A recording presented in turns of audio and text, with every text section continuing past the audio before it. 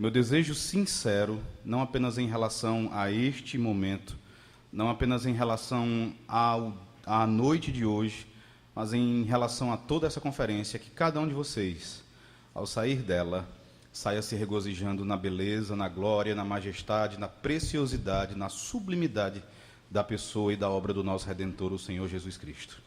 Que cada um de vocês seja encorajado a estudar o Antigo Testamento, a ler o Antigo Testamento com um maior cuidado, uma maior devoção, um amor e um zelo cada vez mais profundos, a fim de ali encontrarem o nosso Senhor que por nós morreu e que nos redimiu, reconciliando-nos com o Pai.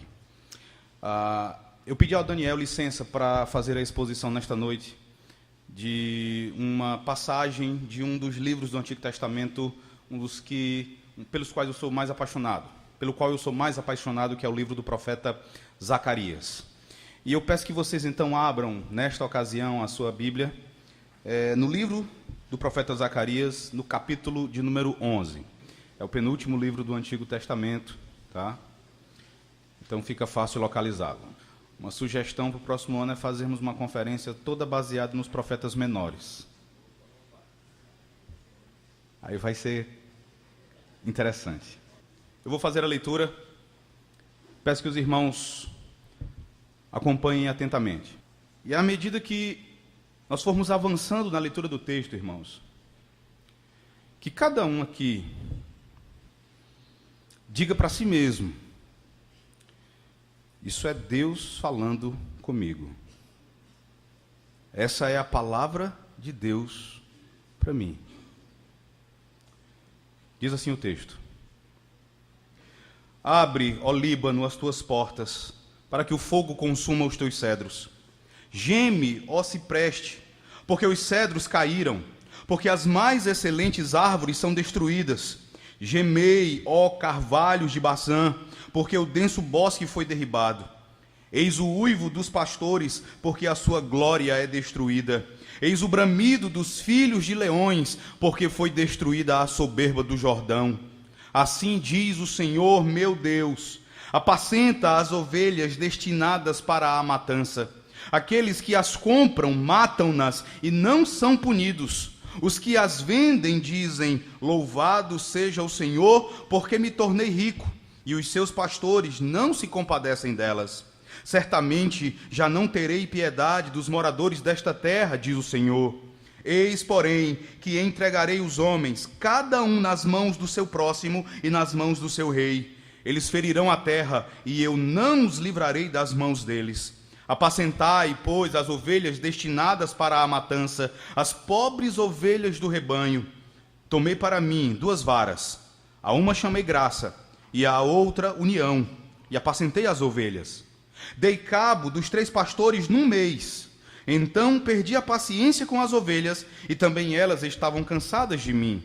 Então disse eu: não vos apacentarei. O que quer morrer, morra. O que quer ser destruído, seja. E os que restarem, coma cada um a carne do seu próximo.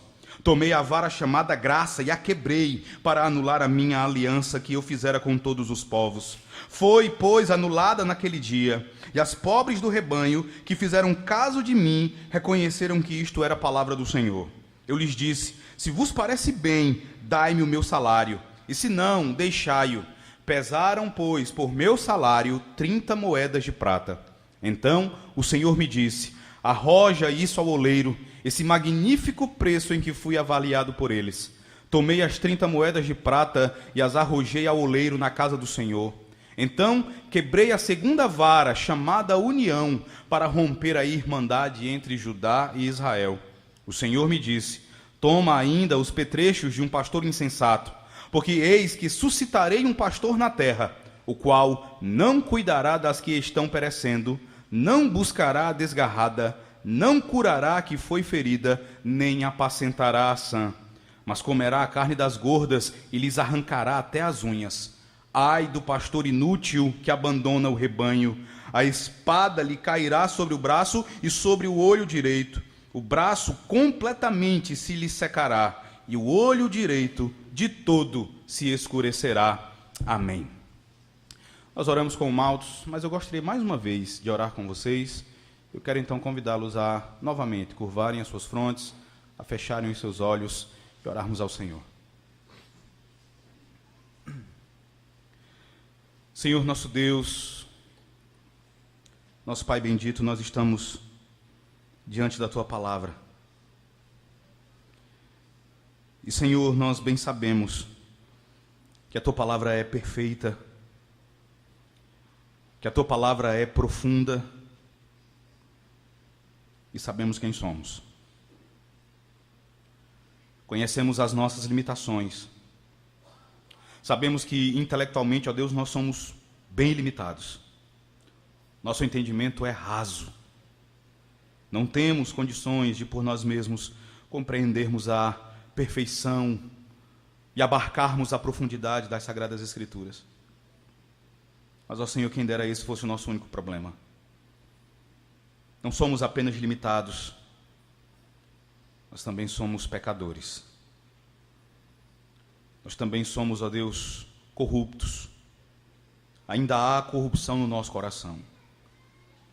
E uma das evidências mais fortes da corrupção que ainda há no nosso coração é quando a Tua palavra é pregada e o nosso coração se levanta contra ela. Quando o nosso coração se levanta para rejeitar, para não se submeter ao que o Senhor diz. Por tudo isso, ó Deus, nós precisamos do Senhor. Nós temos grande necessidade da ação do Teu Espírito em nós, iluminando as nossas mentes, trabalhando em nossos corações, ajudando-nos, ó Deus, em nossa limitação, para podermos assim compreender a Tua palavra, para podermos assim, ó Deus, entender a passagem, fazer as devidas conexões entre o Antigo e o Novo Testamento. Mas nós também precisamos, ó Pai, que o Senhor, por Teu Espírito, vença o nosso pecado. Faça a rebeldia do nosso coração cair por terra. Sufoque, ó Deus, todo foco de insubmissão contra o conhecimento de nosso Senhor Jesus Cristo. Ajudando-nos, ó Deus, não apenas a termos entendimento, não apenas, Senhor, a compreendermos a passagem, não apenas a obtermos conceitos e ideias, mas para que o nosso coração fique incendiado nesta noite, de amor, de devoção, de alegria diante da preciosidade do Teu Filho Jesus Cristo. Ajuda-nos, ó Senhor, a termos uma percepção muito vívida, não do pregador, mas do Teu Filho, do grande pastor das ovelhas. Que pereça o nome do pregador, para que o nome de Cristo seja exaltado por toda a eternidade, Senhor. Olha por Teu povo aqui reunido, são Tuas ovelhas. Que o Senhor as abençoe, no nome de Jesus Cristo. Amém. Meus irmãos,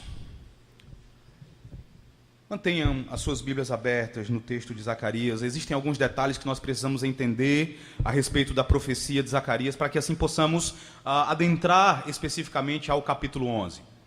E a primeira coisa que precisamos entender a respeito de Zacarias é que trata-se de um profeta do período pós-exílio, ou seja, ele profetizou já logo depois que o povo retornou do cativeiro babilônico, por volta mais ou menos do ano 520 a.C. E é interessante que Zacarias, durante algum tempo, ele foi contemporâneo do profeta Ageu. O interessante é que enquanto Ageu iniciou o seu ministério e o desenvolveu já com idade avançada, se você der uma olhada no capítulo 2 e no versículo 4 aqui de Zacarias, você vai encontrar a informação de que quando Zacarias foi chamado pelo Senhor e iniciou o seu ministério, ele era ainda um jovem. Algo ali por volta dos 16, 17 anos. Então foi mais ou menos com essa idade que ele começou o seu ministério profético no meio do povo de Deus.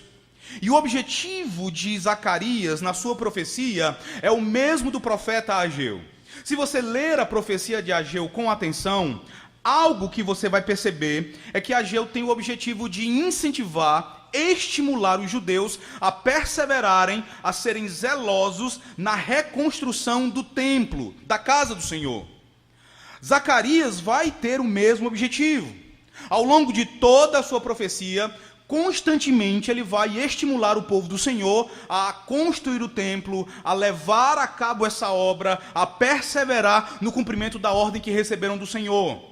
O que vai diferir da profecia de Ageu para a profecia de Zacarias é que, enquanto em Ageu a motivação do profeta era repreender o povo, porque se você ler a profecia de Ageu com atenção, você vai perceber que o povo não estava zelando pela casa do Senhor e estava deixando de reconstruir o templo, porque cada um estava preocupado apenas consigo mesmo. É tanto que você vai ver o Senhor se queixando através de Ageu. Cada um de vocês habita na sua casa, bem apainelada, na sua casa confortável, já concluída, enquanto a minha casa ainda está em ruínas. Então o que está por trás da repreensão ou da mensagem de Ageu era o descaso e a negligência do povo. Já em Zacarias, a motivação é diferente. O povo aparentemente entendeu que tinha de por um instante deixar de pensar em si mesmo e pensar no Senhor, pensar na casa do Senhor, zelar por ela, mas o povo se encontrava desanimado. O grande problema com o qual Zacarias lida aqui é o desânimo. E o desânimo havia se instalado no meio do povo da aliança, porque enquanto esteve no exílio, o povo ouviu grandes promessas de restauração. O povo voltaria para a terra, tudo seria diferente, uma era dourada se iniciaria, Israel retornaria à sua prosperidade, as nações novamente se curvariam diante de Israel, e o povo volta para a terra, mas aparentemente não há prosperidade.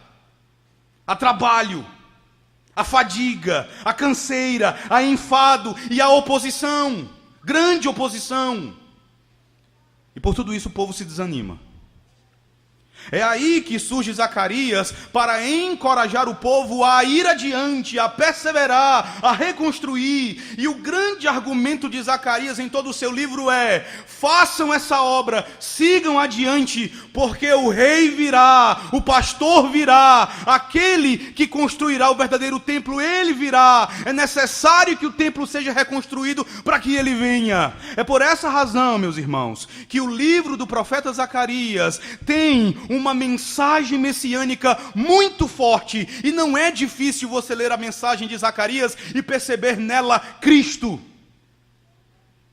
Eu quero destacar especificamente 3 capítulos desse livro, os quais você pode lê-los e você pode perceber com grande sensibilidade a promessa em torno da pessoa do Senhor Jesus Cristo e a sua obra. Se você ler o capítulo 3, um capítulo que fala sobre o julgamento do sumo sacerdote Josué, você verá ali Cristo, aquele que justifica o seu povo, aquele que manda que as vestes imundas do pecado sejam retiradas e que o seu servo e o seu povo sejam vestidos com vestes brancas, aquele que justifica o seu povo por assumir a culpa do seu povo e assim perdoa-lhes os pecados. Leia também o capítulo 6, do verso 9 até o verso 15, e você também verá Cristo, o sacerdote rei, aquele que é coroado, aquele que é o sumo sacerdote, segundo a ordem de Melquisedeque, mas não é apenas um sacerdote, é um sacerdote com poderes de rei, e ele também é um rei com a ternura de um sacerdote, e que por tudo isso é plenamente capaz de nos salvar. E essas 2 passagens, elas nos encaminham, por exemplo, para o capítulo 11 que nós acabamos de ler. Porque no capítulo 3 você vê o que Jesus faz. Você vê que ele nos justifica. Você vê que ele nos perdoa. No capítulo 6 você vê o porquê ele nos justifica. Ele nos justifica e perdoa os nossos pecados, porque ele é o nosso grande sacerdote rei, o nosso grande sacerdote real. Agora aqui no capítulo 11, você vê como ele nos justifica. E ele faz isso através da mais profunda humilhação que ele poderia sofrer, ao ser rejeitado pelas suas ovelhas. Nas três passagens, meus irmãos, Cristo aqui, ele nos é apresentado. Ele nos justifica ao vestir as nossas vestes sujas do pecado e ao nos dar as suas vestes limpas. Ele lida com o nosso pecado como sacerdote rei. E agora ele é apresentado como aquele que justifica e que oferece sacrifício no caminho da mais profunda humilhação e do mais profundo sofrimento. Foi por isso que João disse no seu evangelho que ele veio para o que era seu, mas os seus não receberam. Aqui nós vemos Cristo sendo rejeitado. Aqui nós testemunhamos a sua rejeição, e nós vemos que a sua rejeição se torna não apenas a sua aceitação por parte do Pai, mas também se torna o caminho para a nossa redenção. À medida que você lê o capítulo 11 de Zacarias, algo que você deve atentar, você deve perceber aqui, é que neste capítulo você também pode aprender a respeito da excessiva malignidade. Você pode perceber a excessiva pecaminosidade do pecado. Meus irmãos, nós não veremos jamais a nossa necessidade da obra justificadora de Cristo como retratada no capítulo 3 de Zacarias. Jamais veremos a nossa necessidade do poder e da glória do sacerdote rei como apresentados no capítulo 6, a menos que nós vejamos que este capítulo 11 também fala a nosso respeito. A menos que também vejamos como nós temos pecado contra ele. A menos que aqui no capítulo 11 de Zacarias enxerguemos a mesma verdade que nós acabamos de cantar e que está presente no texto de Isaías 53. Todos nós andávamos desgarrados como ovelhas, cada um se desviava pelo caminho, mas o Senhor fez cair sobre ele a iniquidade de nós todos. Então, à medida que nós avançarmos no capítulo 11, perceba a vileza do pecado, a feiura do pecado, a malignidade do pecado. E por fim, para nos ajudar em nossa interpretação desse capítulo, nós precisamos entender que tudo indica que o capítulo 11 vai retratar um período bem posterior da vida de Zacarias. Eu mencionei há pouco que quando iniciou o seu ministério, Zacarias era um jovem. E durante o início do ministério, quando Zacarias iniciou o seu ministério, um dos líderes do povo era um homem piedoso, um servo do Senhor chamado Zorobabel. E se você ler com atenção capítulo 11, não há mais qualquer menção a Zorobabel, mas é feita uma menção a líderes maus, perversos, ímpios. Então aquela liderança passou. Agora o povo é governado por líderes maus, por líderes descrentes, por líderes ímpios. Então, muito provavelmente, o capítulo 11 mostre um período bem posterior da vida do profeta Zacarias. E esse capítulo vai nos mostrar, então, uma situação bem difícil. E ele vai nos ajudar a entender, por exemplo, uma referência que o Senhor Jesus Cristo faz a Zacarias nos evangelhos, quando Jesus fala de Zacarias tendo sido morto pelos judeus. Abra sua Bíblia e veja isso, por exemplo, no Evangelho de Mateus, capítulo 23.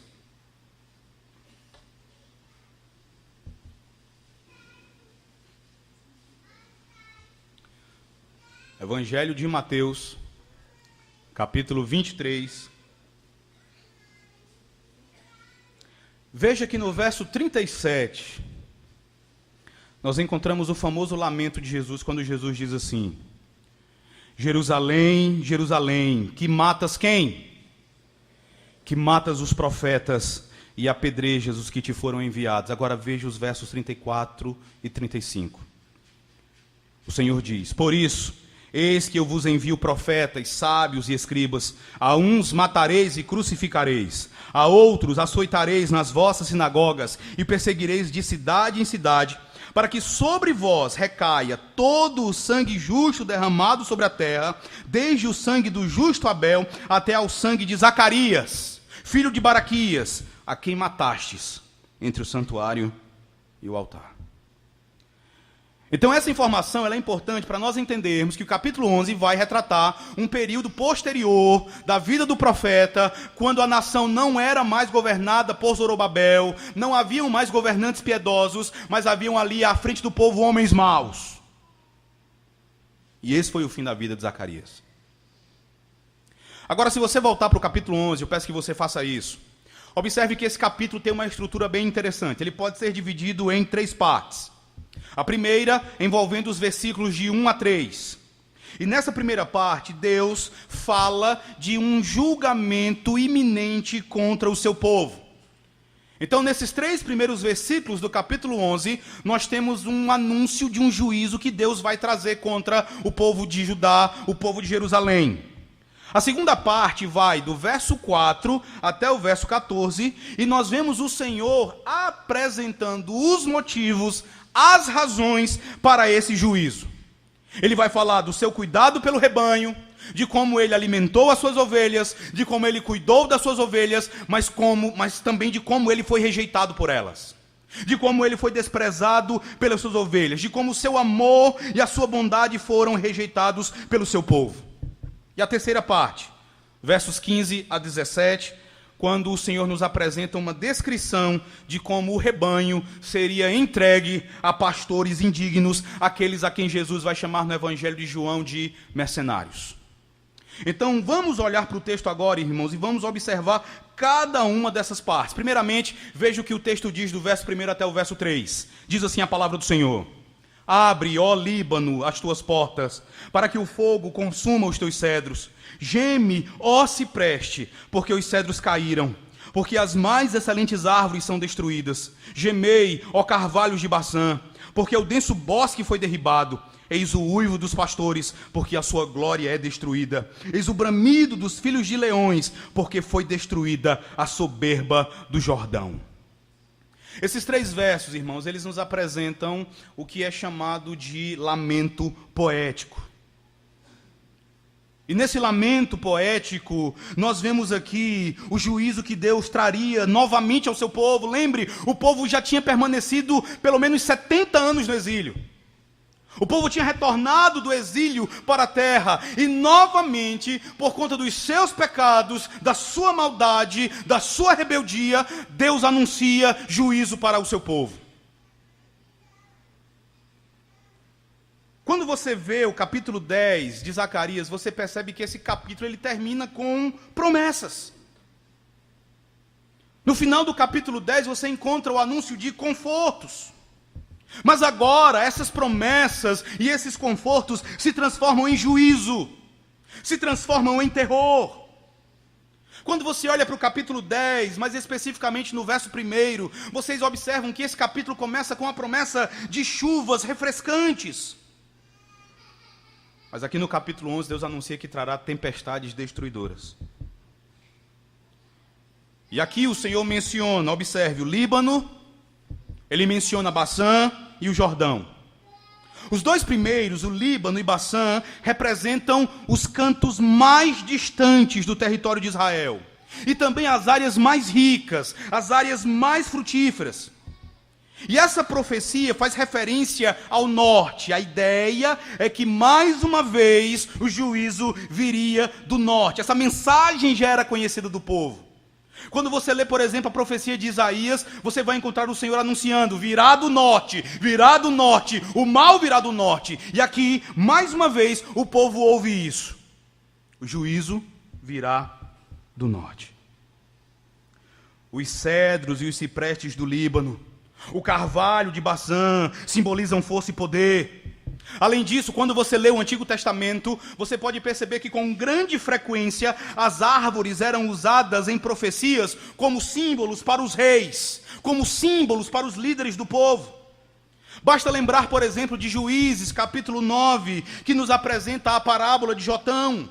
Quando Jotão conta uma parábola sobre como o seu meio-irmão, bastardo, reinaria sobre o seu povo, mas com um cetro de ferro apenas visando a sua destruição. Baçã era uma região conhecida por sua fertilidade e por seus pastos verdejantes. A soberba do Jordão é uma referência ao vale muito bem arborizado e frutífero do Jordão. A ideia de tudo isso, irmãos, prestem atenção nisso aqui. A ideia é que o juízo de Deus vai alcançar toda a extensão de Israel e destruirá tudo aquilo de que as pessoas mais se orgulhavam. O juízo de Deus sobre a terra seria tão duro, tão severo, que se ouviria o grito desesperado dos pastores de Israel. E se você observar um paralelo aí no verso 3, você vai entender que esses bramidos dos filhos de leões representam exatamente esses gritos desesperados dos pastores. Veja o verso 3. Eis o uivo dos pastores, porque a sua glória é destruída. Eis o bramido dos filhos de leões, porque foi destruída a soberba do Jordão. Assim, meus irmãos, Deus está aqui anunciando o seu juízo sobre pastores, sobre líderes, que na verdade são leões, que destroem, que devoram as ovelhas do Senhor, que fazem das pessoas as suas presas em vez de alimentá-las. Você pode lembrar de uma palavra do Senhor Jesus Cristo no Evangelho de Mateus, no capítulo 7 e no verso 15, quando ele advertiu o seu povo dizendo: acautelai-vos dos falsos profetas, que se vos apresentam disfarçados em ovelhas, mas por dentro são o quê? Lobos destruidores. Assim, meus irmãos, esses versos, entendam, eles não apresentam meramente uma profecia contra a terra. Esses versos apresentam uma profecia contra os líderes do povo, mas também contra os habitantes da nação. O juízo de Deus alcançaria primeiramente os líderes e depois alcançaria também todo o rebanho. E essa profecia, ela obviamente tinha um significado imediato para aquela geração de judeus, porque aquelas pessoas novamente estavam no pecado. Novamente, elas estavam apostatando de Deus e fazendo maldades. Então aquela geração experimentaria o juízo do Senhor, caso não se arrependesse. Porém, num nível mais profundo, essa profecia, ela era significativa para algo que ocorreria alguns séculos depois. E que à medida que nós caminharmos nesse texto, vai ficar mais claro. Mas eu já adianto para vocês, meus irmãos, que acima de tudo, aqui no capítulo 11 de Zacarias, nós temos uma profecia relativa ao que Deus faria com Israel no ano 70 depois de Cristo. Do norte, o Senhor traria as legiões romanas, que devastariam a cidade de Jerusalém e a destruiriam. E destruiriam o templo. Mas essa profecia, ela não era significativa apenas para aquela geração de judeus. E ela não era importante para os judeus do tempo de Cristo. Eu quero que você saiba que essa profecia também é importante para todos nós hoje aqui nessa conferência. Mas antes de falar sobre como essa profecia de juízo divino é importante para nós, eu quero observar agora com vocês as razões do Senhor para o juízo que ele traria sobre a nação. Então olhe novamente para o texto, agora do verso 4 até o verso 14. Leia com atenção, preste atenção ao que o Senhor diz aqui. Assim diz o Senhor, meu Deus: apacenta as ovelhas destinadas para a matança. Aqueles que as compram, matam-nas e não são punidos. Os que as vendem dizem: louvado seja o Senhor, porque me tornei rico. E os seus pastores não se compadecem delas. Certamente já não terei piedade dos moradores desta terra, diz o Senhor. Eis, porém, que entregarei os homens, cada um nas mãos do seu próximo e nas mãos do seu rei. Eles ferirão a terra, e eu não os livrarei das mãos deles. Apacentai, pois, as ovelhas destinadas para a matança, as pobres ovelhas do rebanho. Tomei para mim 2 varas. A uma chamei graça, e a outra união, e apacentei as ovelhas. Dei cabo dos 3 pastores num mês. Então perdi a paciência com as ovelhas, e também elas estavam cansadas de mim. Então disse eu: não vos apacentarei. O que quer morrer, morra. O que quer ser destruído, seja. E os que restarem, coma cada um a carne do seu próximo. Tomei a vara chamada graça e a quebrei, para anular a minha aliança que eu fizera com todos os povos. Foi, pois, anulada naquele dia, e as pobres do rebanho, que fizeram caso de mim, reconheceram que isto era a palavra do Senhor. Eu lhes disse: se vos parece bem, dai-me o meu salário, e se não, deixa-o. Pesaram, pois, por meu salário 30 moedas de prata. Então o Senhor me disse: arroja isso ao oleiro, esse magnífico preço em que fui avaliado por eles. Tomei as 30 moedas de prata e as arrojei ao oleiro na casa do Senhor. Então quebrei a segunda vara, chamada União, para romper a irmandade entre Judá e Israel. Então veja que Deus anuncia o seu juízo. E agora aqui, veja que o Senhor, ele envolve o profeta Zacarias de maneira muito pessoal na profecia. O Senhor ordena a Zacarias para que ele realize aquilo que é chamado de ato simbólico. Então, os atos simbólicos, meus irmãos, geralmente eram desempenhados pelos profetas. E o objetivo sempre era transmitir alguma mensagem ao povo da aliança. Se você desejar pensar naquilo que um ato simbólico faz, você deve lembrar talvez do mais famoso deles. Lembre do profeta Oséias. E lembre da ordem aparentemente estranha que ele recebeu do Senhor. Logo na abertura do livro de Oséias, o Senhor vem ao profeta e diz: toma uma mulher de prostituições, case com ela e tenha filhos de prostituições. Deus que ama a pureza. Deus que preza a pureza. Mas se você continuar lendo a profecia de Oséias, você vai perceber que o Senhor ele explica a razão, ele apresenta o porquê dessa ordem. Porque a terra se prostituiu, desviando-se do Senhor. Então Oséias, o seu casamento seria um ato simbólico com o objetivo de transmitir uma mensagem a respeito do relacionamento entre Deus e o seu povo. E a mesma coisa você pode perceber aqui em Zacarias. Zacarias recebe do Senhor a ordem para se apresentar como pastor do povo de Israel.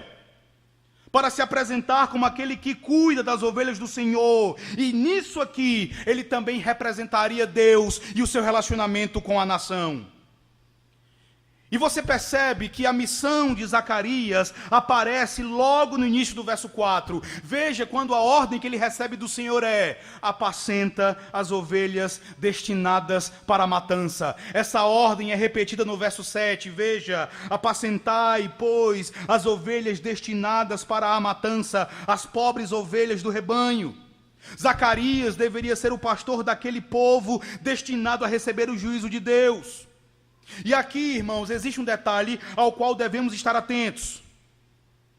Normalmente, nós lembramos de quando o Senhor chamou Isaías e ordenou que Isaías pregasse ao povo de Israel, no capítulo 6, até que as cidades fossem assoladas, porque o povo teria o seu coração insensível, os seus ouvidos ficariam mocos, os seus olhos seriam fechados, e o povo não veria, não ouviria, não entenderia com o coração, não se converteria e não seria salvo. Quando nós pensamos nesse episódio da vida de Isaías, normalmente nós dizemos algo como: triste de Isaías, já foi para o seu ministério sabendo que não seria ouvido. Isaías não foi o único. Isso não foi exclusivo de Isaías. Zacarias também já sabia disso. Aqui o Senhor mostra que a obra de Zacarias não seria de qualquer utilidade para o rebanho. Zacarias conheceu de antemão que ele seria odiado pelas ovelhas, que o seu trabalho como pastor seria desprezado, que ele seria rejeitado, que ele seria insultado, que ele seria desprezado. Quando você lê o capítulo 13, os versos 8 e 9 de Zacarias, você vê que a grande maioria do povo rejeitou o seu pastor. E como consequência, a grande maioria do povo seria destruída. E Deus vai ressaltar a maldade dos líderes do povo. Veja o verso 5 aí do capítulo 11. Veja como o Senhor sublinha a maldade, a malignidade dos líderes do povo. O Senhor diz: aqueles que as compram matam-nas e não são punidos. Os que as vendem dizem: louvado seja o Senhor, porque me tornei rico, e os seus pastores não se compadecem delas. No verso 6, Deus anuncia que julgará a todos, não apenas aos pastores. Não apenas aos sacerdotes, profetas e reis que oprimiam e destruíam as ovelhas do Senhor. As próprias ovelhas seriam julgadas por Deus, porque assim como eram os líderes, assim também eram os liderados. A maldade dos reis, a maldade dos sacerdotes, a maldade dos profetas era também a maldade do povo. Então todo o povo sofreria o juízo do Senhor. E o que é interessante aqui, irmãos, é que observe como Zacarias narra o que fez. Veja aí o verso 7 e o início do verso 8. Agora é Zacarias falando de como ele desempenhou, ou como ele cumpriu a ordem que recebeu de Deus. Ele diz: tomei para mim 2 varas. A uma chamei graça, e a outra união, e apacentei as ovelhas. Dei cabo dos 3 pastores num mês. Uma dessas varas, meus irmãos, era um símbolo da bênção de Deus sobre o povo. A outra vara simbolizava a união nacional e a paz. E você percebe da leitura desse texto que, inicialmente, pelo menos de início, a obra de Zacarias parece ter sido bem recebida. Porque ele vai dizer que deu cabo dos 3 pastores dentro de um mês. É como se ele dissesse: eu acabei com os 3 pastores. Eu os aniquilei em um mês. Mas que pastores eram esses? Não se sabe exatamente quem eram esses 3 pastores. Porém, há uma interpretação que me parece ser a mais acertada, que entende esses 3 pastores como sendo 3 tipos de líderes que Deus havia dado a Israel: reis, sacerdotes e profetas. Isso porque todos esses líderes, todas as classes de líderes do povo haviam falhado vergonhosamente. Pense nos reis, em como os reis de Israel se desviaram do Deus vivo e começaram a seguir ídolos. Pense nos sacerdotes de Israel, que deixaram a santidade, que abdicaram a retidão, deixaram de ser homens santos e começaram a abusar das pessoas. Pense nos profetas de Israel, que deixaram de ser porta-vozes de Deus e começaram a dizer apenas aquilo que agradava às pessoas. Você vê constantemente, por exemplo, o Senhor se queixando dos profetas que diziam: paz, paz, sem que fosse tempo de paz. Esses eram os 3 pastores. E Zacarias diz: eu dei cabo deles no mês. Eu acabei com os reis, eu acabei com os sacerdotes, eu acabei com os profetas que oprimiam e matavam as ovelhas do Senhor. Agora preste atenção nisso aqui. Como foi que o povo de Israel respondeu ao trabalho de Zacarias? Posteriormente, como foi que as pessoas responderam ao trabalho de Zacarias? Veja o final do verso 8, aqui nós encontramos a informação. O final do verso 8 diz: então, perdi a paciência com as ovelhas, e também elas estavam cansadas de mim. Esse versículo, irmãos, ele precisa ser bem compreendido. A primeira frase fala da ação do pastor em perder a paciência com as ovelhas. Mas a maneira como os verbos são usados no original é bem interessante. A ação do pastor em perder a paciência com as suas ovelhas e rejeitá-las é posterior à ação das ovelhas de se enfadarem do pastor. Os verbos, na maneira como eles se encontram no texto, eles vão nos ensinar exatamente isso. Não foi o pastor que perdeu a paciência com as ovelhas num primeiro momento. Pelo contrário, elas se enfadaram do pastor. Ou literalmente, como vai dizer o vocábulo hebraico, elas tiveram repugnância do pastor. Elas ficaram enojadas do pastor e o rejeitaram. E como consequência, ou como reação, ele também perdeu a paciência com elas. Ele também as rejeitou. Zacarias se torna o pastor do povo. Ele trata o povo com bondade. Ele alimenta o povo. Ele cuida do povo. Ele livra o povo dos falsos pastores. Ele alimentou as ovelhas do Senhor com boa comida. Ele as alimentou com a palavra de Deus. Ele dispensou sobre aquelas ovelhas graça sobre graça, mas o que aconteceu depois foi algo, meus irmãos, simplesmente impensável. O povo que estava sendo maltratado pelos seus líderes, as ovelhas que estavam sendo levadas à matança pelos seus líderes, essas ovelhas sentiram repugnância do verdadeiro pastor. Elas tiveram nojo do bom pastor. João Calvino faz um comentário bem interessante a este respeito. De acordo com ele, aqueles a quem o pastor havia favorecido com tantos benefícios não podiam suportar o melhor dos pastores. E você vê que isso aconteceu em várias ocasiões. Pense, por exemplo, no apóstolo Paulo.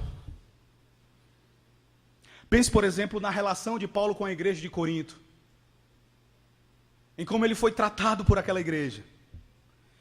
E veja o que ele diz, abra sua Bíblia. Na segunda carta de Paulo aos Coríntios, capítulo de número 6, versos 11 e 12. Veja o que Paulo diz das afeições dos coríntios por ele, Paulo. 2 Coríntios, capítulo 6, verso 11 e verso 12.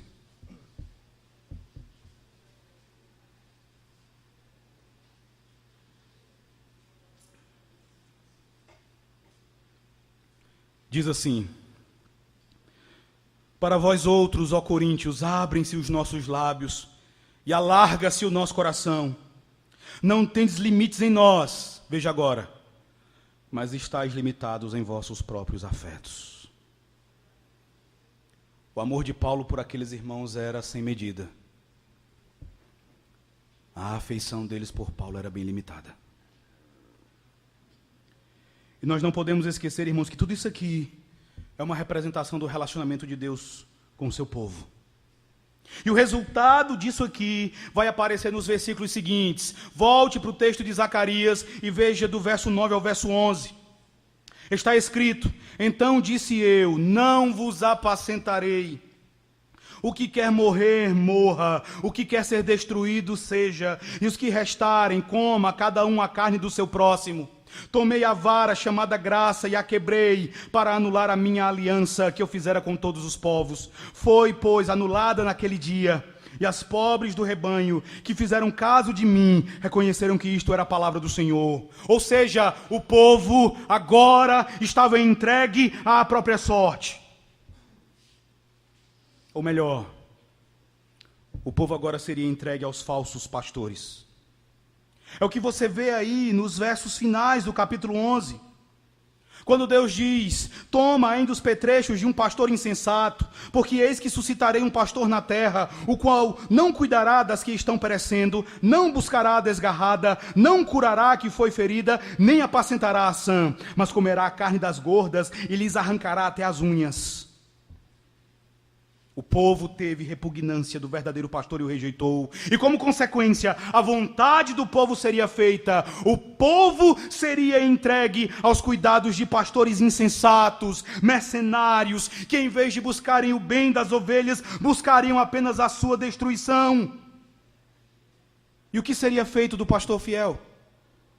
O que aconteceria ainda com o pastor fiel? Vejam aí os versos 12 e 13 de Zacarias 11. Aqui nós vemos o que aconteceria com ele.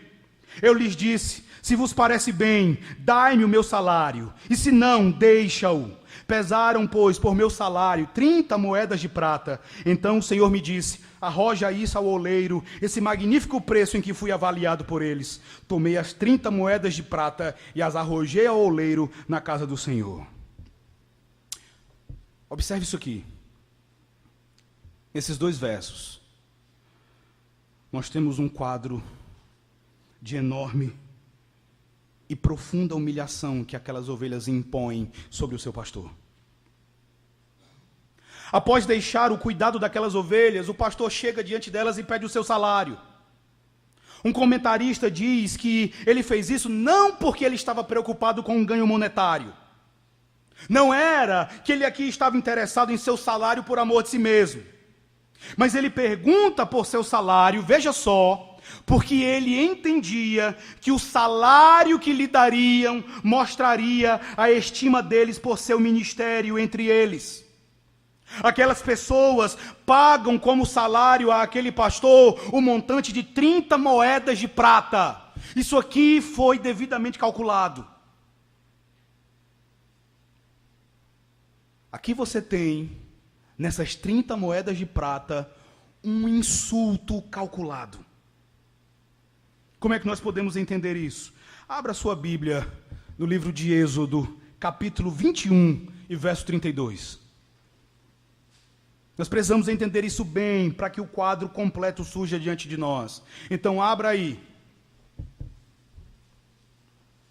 Êxodo capítulo 21, verso 32. Veja que o texto diz assim: se o boi chifrar um escravo ou uma escrava, dar-se-ão 30 ciclos de prata ao senhor destes, e o boi será apedrejado. O que é que isso quer dizer? Preste atenção. 30 moedas de prata era o valor que se pagava como uma espécie de indenização ao dono de um escravo morto por um boi. 30 moedas de prata era o valor de um escravo morto. Esse valor representava o salário do escravo também. O salário mais desprezível que alguém naquela sociedade poderia receber. Isso vai nos dizer que aos olhos daquelas pessoas, aos olhos daquelas ovelhas, o seu pastor não valia mais que um escravo.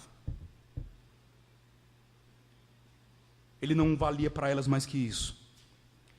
Irmãos, se elas não tivessem dado nada ao pastor, teria sido melhor. Teria sido bem melhor do que oferecer essas 30 moedas de prata como salário, porque aqui elas estavam demonstrando de maneira muito clara que elas o odiavam. E se você observar o verso 13, você vai ver que o Senhor toma aquilo para si. O Senhor mostra que aquele insulto na verdade foi a ele, porque no verso 13 ele vai dizer: então o Senhor me disse, arroja isso ao oleiro, esse magnífico preço em que eu fui avaliado por eles. Eu quero trazer algumas aplicações a vocês agora. Irmãos, em todo esse capítulo, nós temos um quadro bem vívido, bem claro, da pessoa do nosso Senhor Jesus Cristo,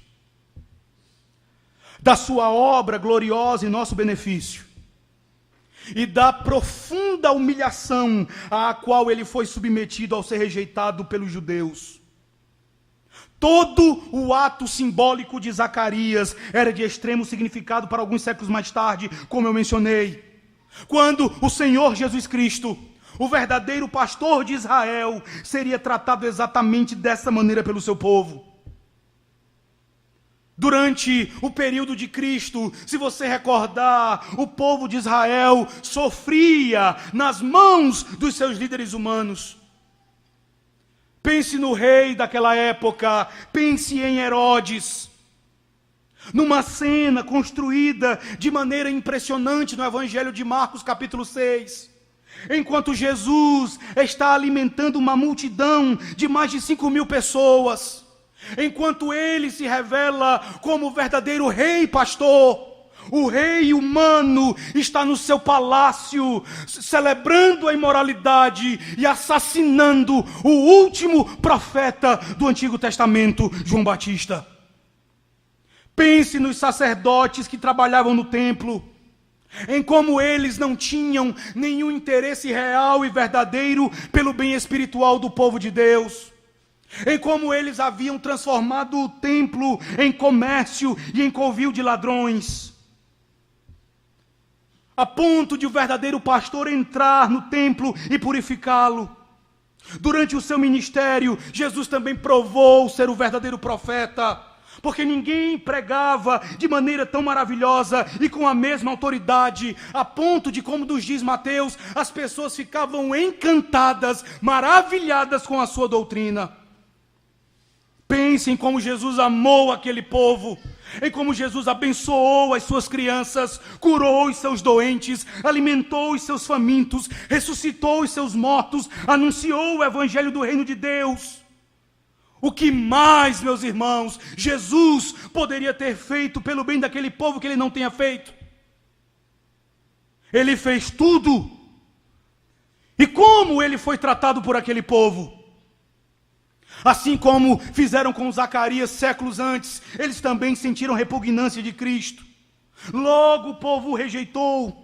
No espaço de 6 dias, a mesma multidão que o recepcionou em Jerusalém, gritando: Hosana ao filho de Davi, gritou diante de Pôncio Pilatos: crucifica-o, crucifica-o.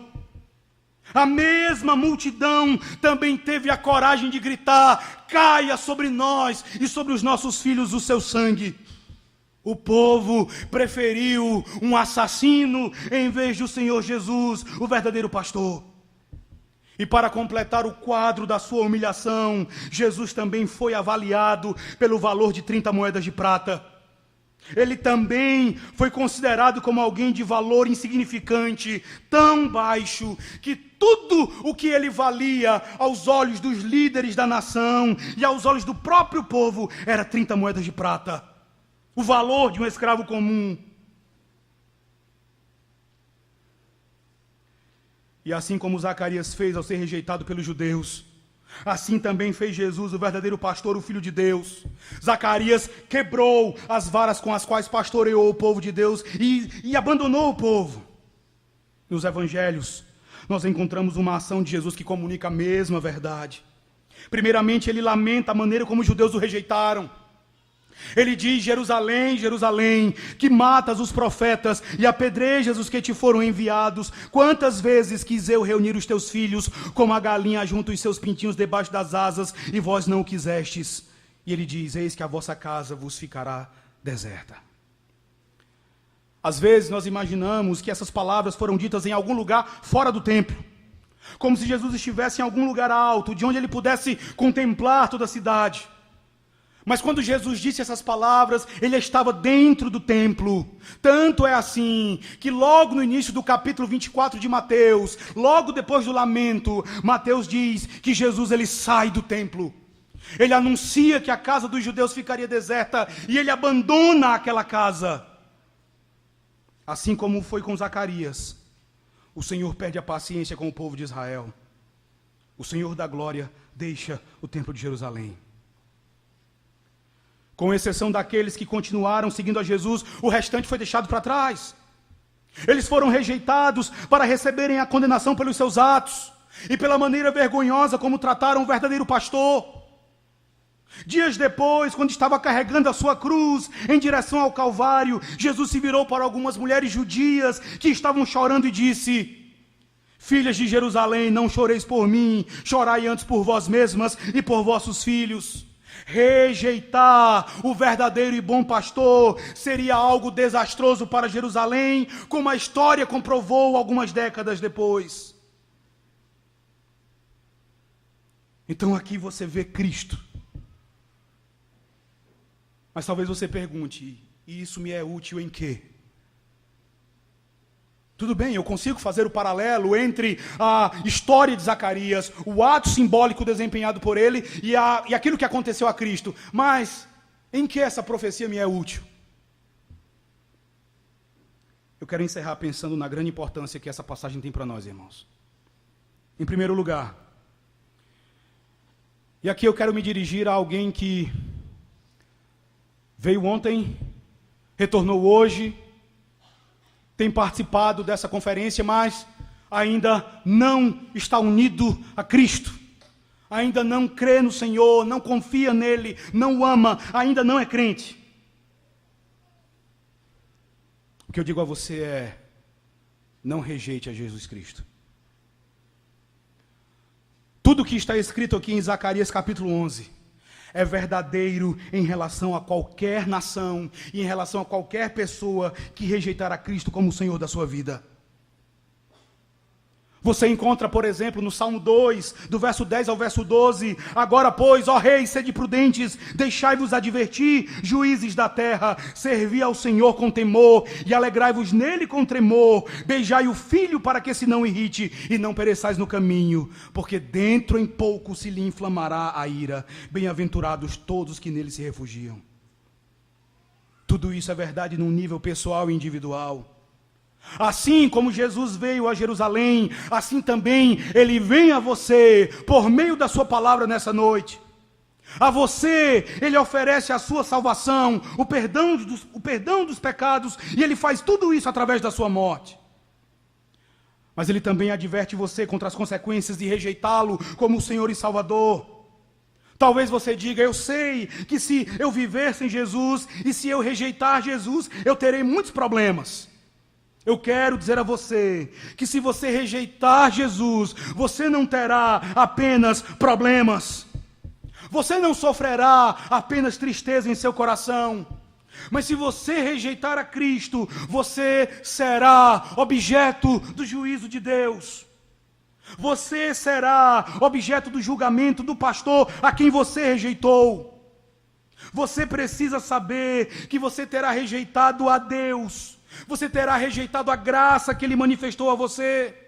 E como os antigos judeus, você também não será capaz de dar nenhuma desculpa de que Deus reteve de você a sua graça. Saiba que você não terá rejeitado um Deus severo, um Deus que tem prazer na ira e que é indigno do teu amor. Saiba que você terá rejeitado sim o Deus revelado em graça e em verdade por meio de Jesus Cristo.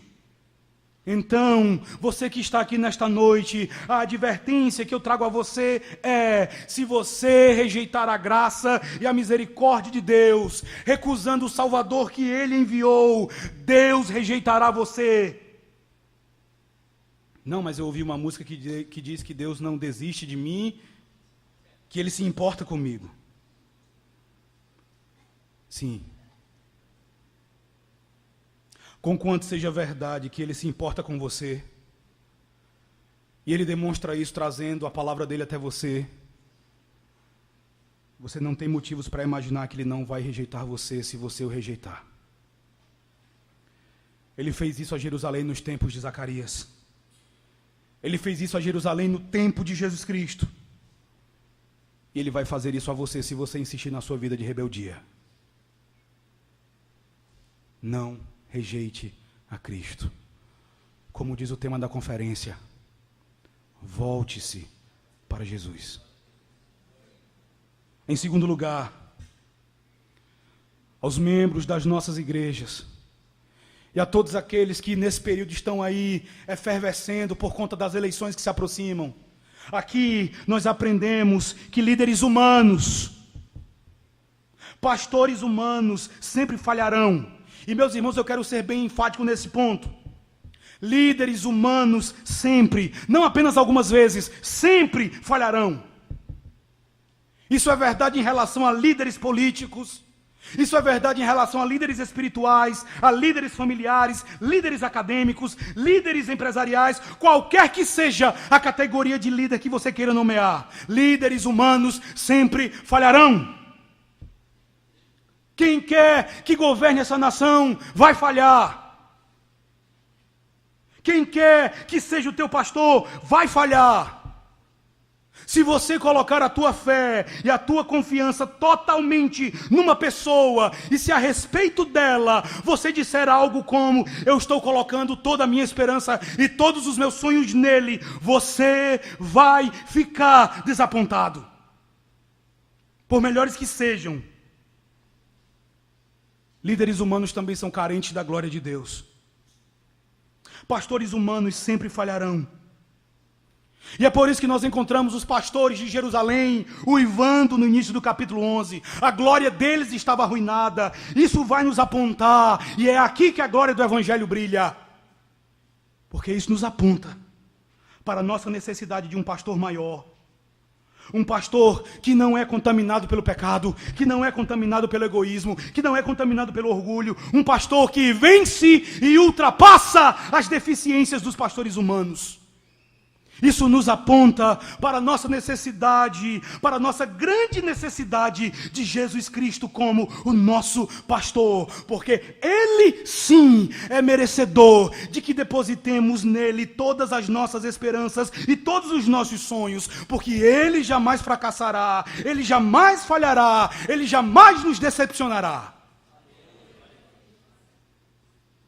E em terceiro e último lugar,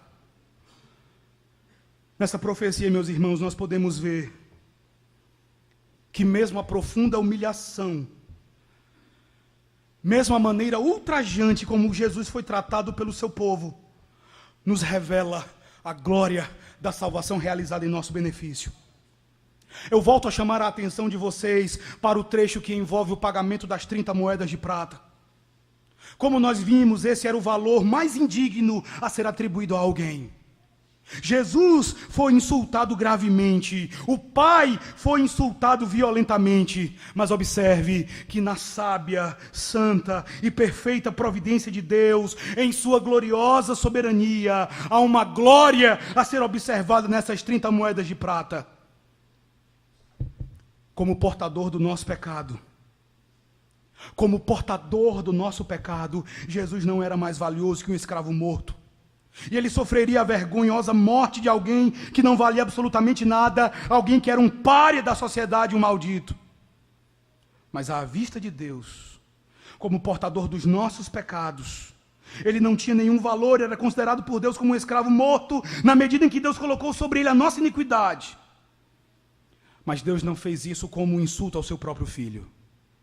Deus fez isso como parte da sua maneira inescrutavelmente sábia de libertar o seu povo, aqueles que em si mesmos são indignos, eu e vocês.